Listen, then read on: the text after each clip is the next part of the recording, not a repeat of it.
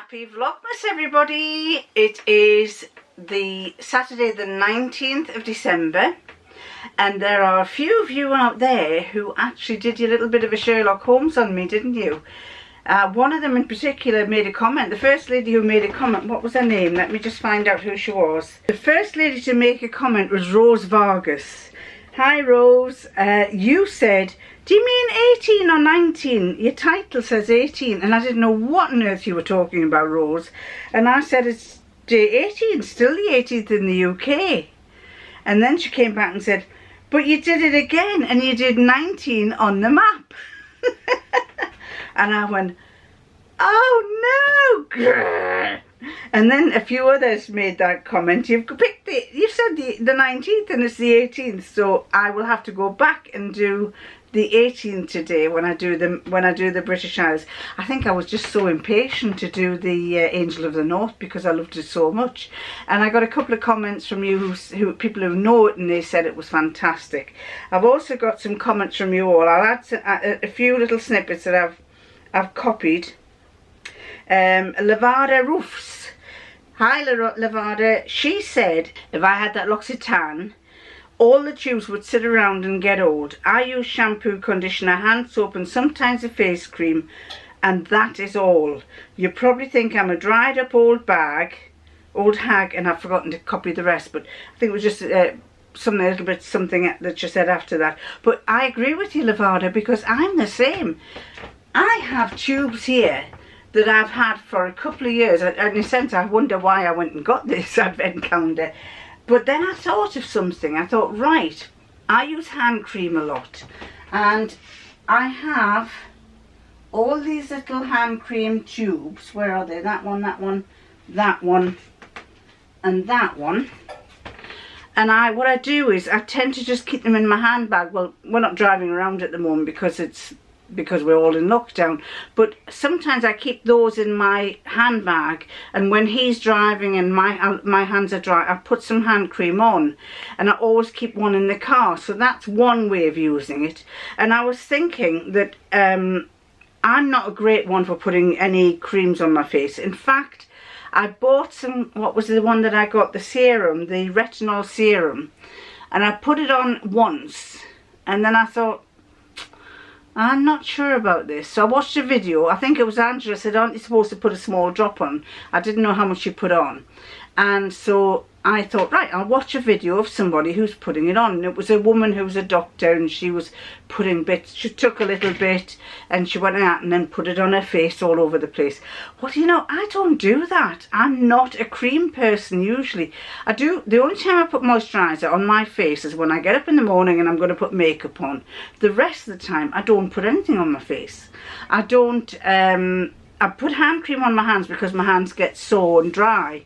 They are dry at the moment and I haven't got any hand cream on. So I always keep some by my desk, and I always squirt it. I've got a little pot that I fill with hand cream. So what I will do is I'll probably squeeze some of these and some of this, or bigger ones that I have, into this little pot, and that's used all the time, squirted from my hand cream. But I don't usually, soap and water is what I use to wash my face. Cleansing, I don't cleanse, well, the soap and water is cleansing. I do use cleansing for around my eyes when I'm taking my makeup off and wash my face, rather than use cleansing on my face. I don't put anything on at night time, and I don't feel that I've got that many wrinkles on my face. I never, you know, I think I've been privileged to have inherited a decent skin, a fairly decent skin that doesn't get too wrinkly. My forehead isn't too wrinkly. So I don't use many creams. So all of these are going to probably come in quite useless, except that I find those are quite good for putting in an overnight bag to take with you when I go to visit friends or whatever and I want shampoo. I like to have my own shampoo and conditioner. So yes, no, I too don't use that many creams. The retinol, probably, I think it got used the first day, and I don't know if I'll use it again, to be honest. It's too much like hard work, all this keeping yourself looking nice. I like putting the makeup on, but I can't be bothered to fuss on. Anyway, the next one that I wanted to say was, who was the next one? Cheryl Ross. She's another one. I know there will be several that tell you jump from 18th to the 19th, so I guess tomorrow we'll get the 18th for the last two. And yes, you are. And then she says, your eyes will be beautiful in green and grey. This is the green top that I dyed. So this is the green jumper that I dyed. It's turned out nice, and on here I've got myself a little neck scarf. Basically it's just a piece of jersey that I have sloped up on one side and I've widened at the bottom. I've made wider at the bottom. It's actually kind of slightly up, with just a scrap of jersey that I had, and I've sewn down the side seam, and then round here I just turned it over on the inside. So it's just a single layer, but it just covers up, keeps your neck warm. So that is a very quick one, and I've got it in black so that it keeps the neck warm. Anyway, this is the green top, and just so you know, I didn't just dye, this has suddenly gone very stiff. Just so you know, I didn't just dye this jumper.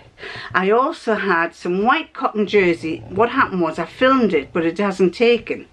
I had some white cotton jersey, like the one that I dyed purple. I had another piece that was 3 meters long, so I've cut it in half, and I dyed one half this green colour, and I've still got some blue turquoise dye and some red dye and some yellow dye. I don't know why I got yellow, because I didn't want to do anything with the yellow, but never mind. And I will either dye one of them red or one of them turquoise when I decide I want to dye something else with it, because it's a waste of a pod just doing one piece of fabric. So I like to do maybe a couple of things, and this was one that I did, and I did it with the cotton jersey. So what else was I saying? Judith Tillotson Smith made a comment, and I haven't done it yet, Judith, but I was interested in what you said. Her comment is with regards to the Angel of the North and how I loved it, and it was made by Anthony Gormley. And she says, if you ever get the chance, and perhaps you already have, well I haven't, Judith, so I'm very keen to do this, you need to see the Anthony Gormley statue called Sound 2 in the flooded crypt of Winchester Cathedral. You really should. It's beautiful. And I've missed out the bit that says, I don't know if you can see, it says read more. It says read more, and I haven't copied it. It's so, I would imagine it says something like, it's so lovely. Winchester is just about 20 miles away from where my daughter lives. So one day when I head down there, I'm going to go and carry on, and we'll go and have a look at Winchester Cathedral, because I've never been to Winchester Cathedral, and I've watched a couple of historical programs, documentaries about it, and they've got some it looks really fascinating to go and see. So Anthony Gormley statue, Sound 2 in the flooded crypt of Winchester Cathedral. If you don't find it, I'll put a link down below. There's bound to be some YouTube video below that you can click and watch that will show you it, because I know obviously some people in America don't have the chance to come here, so you'll be able to watch it. Now then, are there any more? Not that one. I've done that one. Angela picked up on the fact that I had said the 19th instead of the 18th. And she also made the comment when I was telling you about, I might hit 10,000 subscribers. She says, you'll get to the 10,000 subscribers eventually. You have to remember that then you wouldn't be able to have the relationship with us that you have now. That is very true, Angela. I do like the fact that we all have little conversations. And as I said to his lordship this morning, I can answer you all at the moment. In one way or another, I do try to answer you, but I might not be able to if the numbers go up and up and up. And then why am I here? That's a lovely name for you. Why am I here? She says, I'm really late to the show, but I thoroughly enjoyed that. She was watching one of my vlogs. Now I have to do some catching up on all the rest, she says. So hi, why am I here? I love that. Why am I here? And just another one. I don't know if she wants me to mention it. And I will respond to you because I read it out to his lordship last night, and we were kind of both feeling quite teary about it when we read it out. A lady called, now let me find out who she was. She was called Pat Hopper. Pat, lovely to see you. Oh, well, not to see you, but lovely to hear from you. Pat lives in, she said, I forgot to tell you, I live in Akron, Ohio.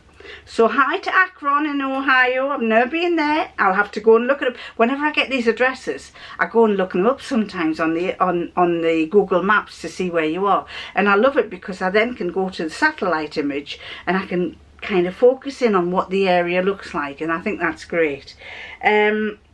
She has said in her letter, in her email, her first email, she reckons I sound like an old friend that she made over the internet. She said she met a lady who was originally from England, and she made good friends with her, and the lady was called Joan, and she said that this Joan spoke the same way as I do. Now that actually made me jump back because my sister is called Joan, and Joan went to America. I should say my sister was called Joan because my sister Joan is dead, and this lady said that this Joan had died as well. But Joan, her Joan was 90 and my Joan was 69 when she died, and her Joan did quilting, my Joan did some quilting, but not, hers was all hand sewn quilting. And so it was nice. At first I was taken aback when she said this lady she made acquaintance with was called Joan, but it wasn't my sister Joan. Anyway, my sister Joan went to America for a year on the American Field Service when she was 18, made friends with a lot of people, and so, you know, I mean, that was what threw me, because I thought maybe she knew her that way. So I'm going to reply to you, Pat. A lovely, lovely email. I will reply as soon as I get a chance to sit down, because it's Saturday morning. He's had me doing 500 medals this morning, so I will get to answer you. So going to go now to the boxes. Now it's daytime today. It is 2:30, and I figured if I get this done, then I might be able to go and spend the rest. I want to do some sewing and I haven't had a chance to do. Well, do you know the pom-pom wreath? Well, I thought I'll use some of my wool. So I've been making pom-poms. Bet it doesn't turn out as good as the daughter-in-law's though. You listening, Catherine? Right, now it is the 19th today. Oh, this is a big one. Big one. What is in there? And a lot of you like the fact that I can't read it properly, so let's see. What does that say? I have to cover that up so I don't see it now. Oh. Oh, golly, what's that first one?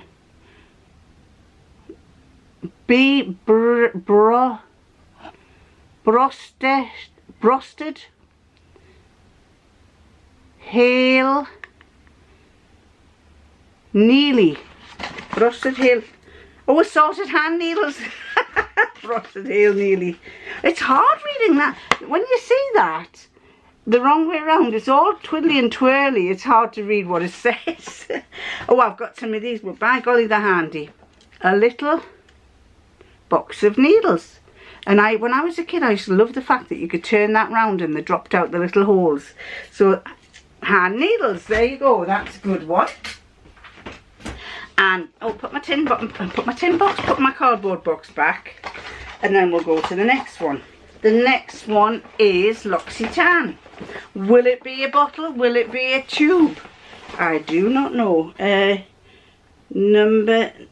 did 19 on that one as well, didn't I? What day is it today? Oh no, I need to do 18, yeah. 18, yes. So I did the 18. I did the wrong date on the geography one, on the map, and I did the wrong date on this one. So 18. Oh, you are good Sherlocks, you lot. There's nothing gets past you. Right, what is it? Tell me what it is. Can you see? I can't get my thing to... Another tube. A big tube though. Not a little dinky one. It's a big one. tilt you up. This has gone really stiff, I don't know why. Sos Moisture Gel Cream Hair Mask. A gel cream hair mask. Can I get this? There. Gel cream hair mask. Now that's another thing I don't really use. I don't use hair masks, but I might try it just to see what it does. Apply on the hair, on long hair, and leave it for 5 minutes and then rinse it. Well, just basically like conditioner, isn't it? I do like my conditioner. So that's gel cream hair mask. And then on to Sherlock. Some of it, a couple of you said you didn't like that last one, and I can understand why. It was a bit weird, wasn't it? So the next one, let's hope number 19 is a bit better. Tiny Tim's Tears.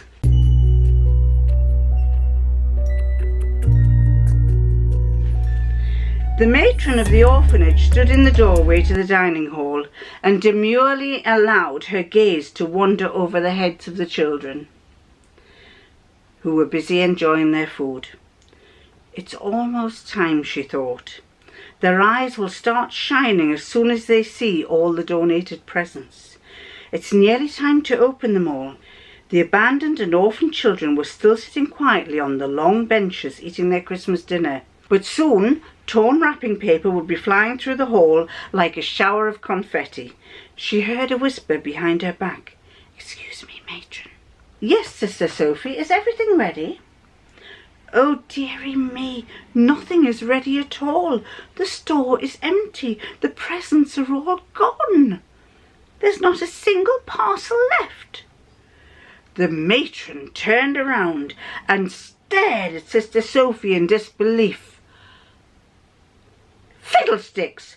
Who would be cold-hearted enough to steal from an orphanage?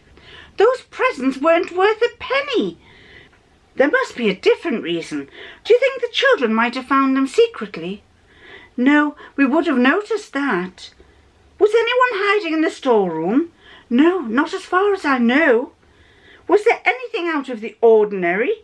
"Nothing, although a rather posh gentleman did call yesterday.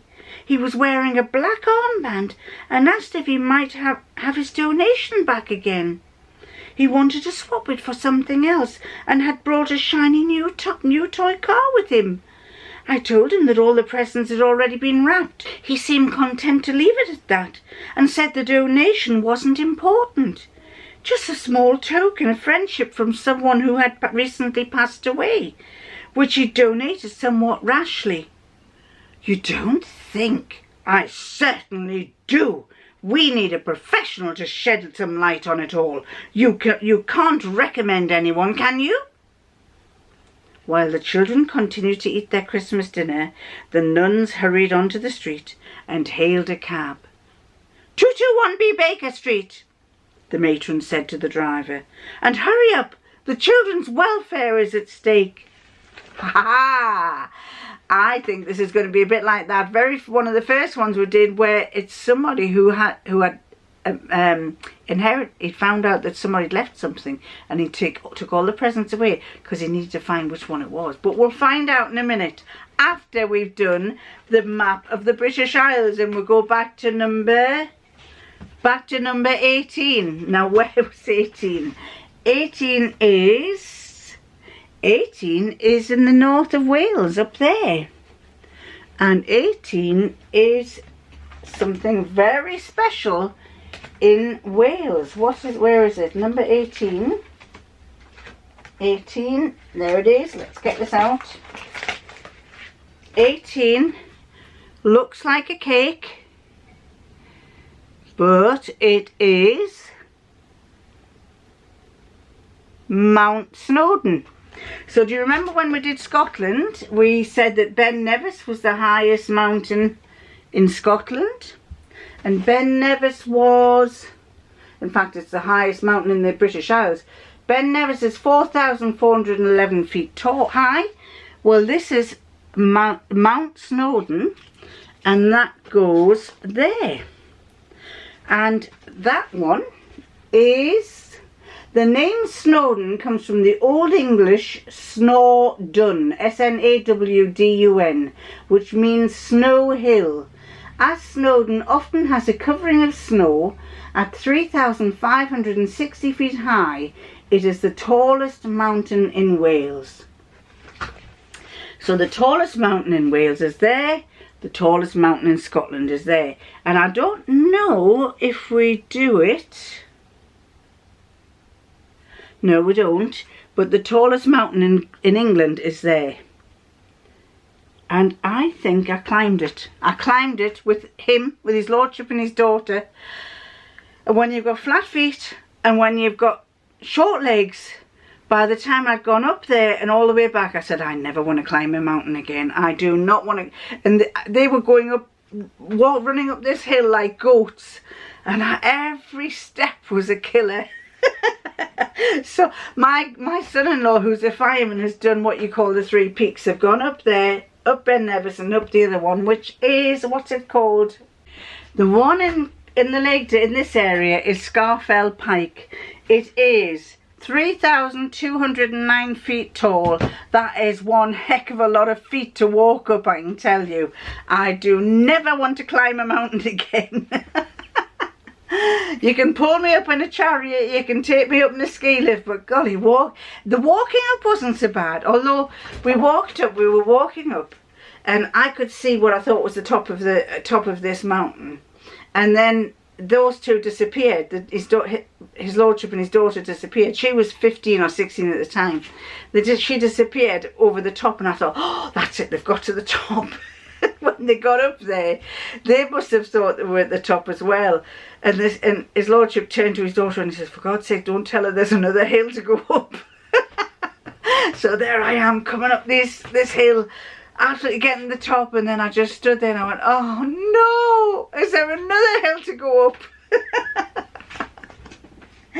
Anyway, so that was Snowden, Mount Snowden, in the highest mountain in Wales.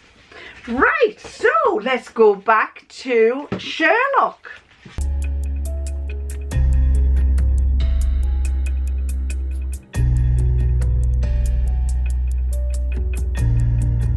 Ladies, it was right to come. My deduction is as follows.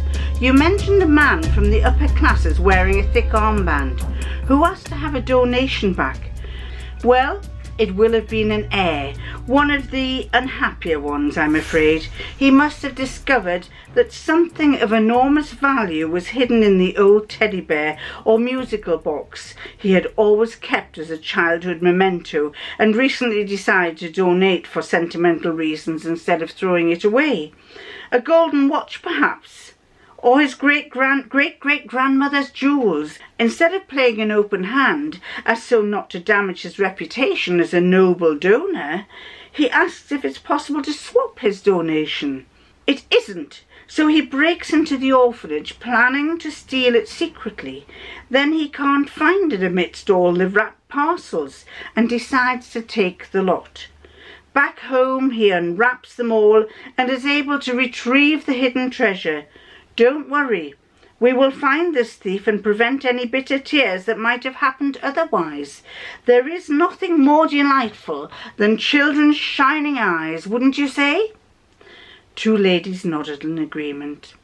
I don't suppose you keep a list of all the donated presents, no? The ladies shook their heads. Well, never mind, you can take a cab back to the orphanage and keep the children occupied, while I go to the newspaper and ask to see a list of last week's obituaries. I'm sure I'll find at least half a page of tributes to some honourable London citizen. People in fine society do like to grieve publicly, to make sure no one calls their right to an inheritance in question. Afterwards, I'll visit the relatives. I'm certain I'll be able to identify the villain amongst them. He should have finished unpacking all those presents by now, and can start wrapping them up again immediately. If he isn't keen, perhaps a little time of reflection and a room of his own, courtesy of Her Majesty's Prison Service, will help persuade him. So there you go. Sherlock's going to see if he can find out who it was and try and get those presents back. He's going to make the person's conscience feel guilty.